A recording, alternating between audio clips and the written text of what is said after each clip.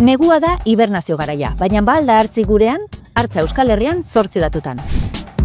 Euskal Herrian hartzaren aztarna zaharrenak orain dela 240.000 urtekoak dira, Arrasateko leze txikin aurkitu ziren.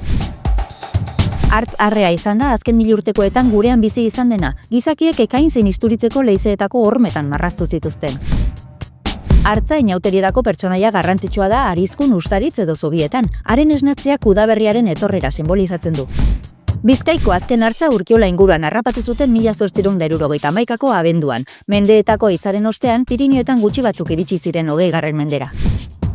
Kamile izan zen Euskal Pirinioetako azken hartz autoktonoa. Ospe handia lortu zuen eta horrentzako panpina bat ere sortu zuten, Kamiltxo, 2010an hiltzat jo zuten. Azken hamarkadetan, Esloveniako zenbait hartzarre askatu dituzte Okzitaniako Pirinioetan eta espezia berreskuratzen ari da poliki-poliki.